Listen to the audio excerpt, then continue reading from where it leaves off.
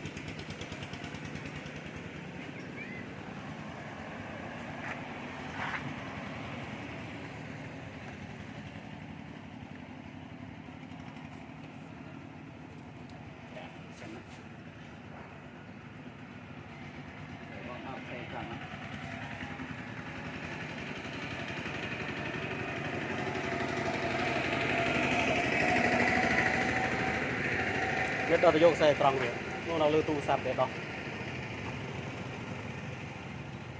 thì suối này nhá bộ này khẩu bật xe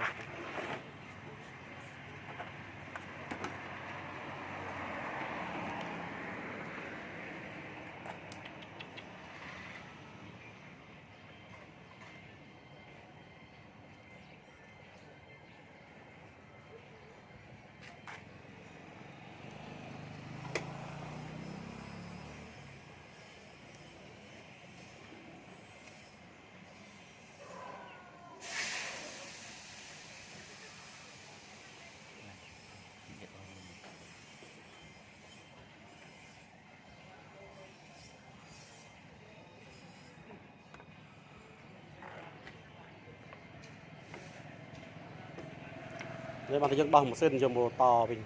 mày tựa đáy lượng sân cho mùa đã tệ này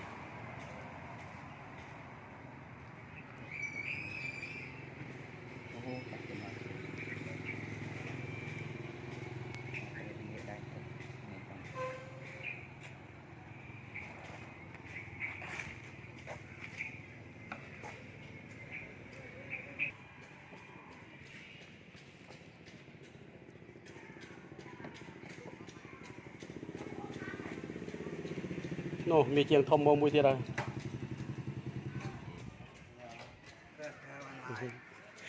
เชียงทอมมองมุ้ยที่ไรลูกกูนโดนแล้วก็มีผมได้พวกนี้ก็นี่พวกเป็นเทียบเลยได้นี่หรอด่าผมใบมีโอ้ยด่าบอยังกบตุ๊บผมใบมีอะไรเงี้ยดีเออ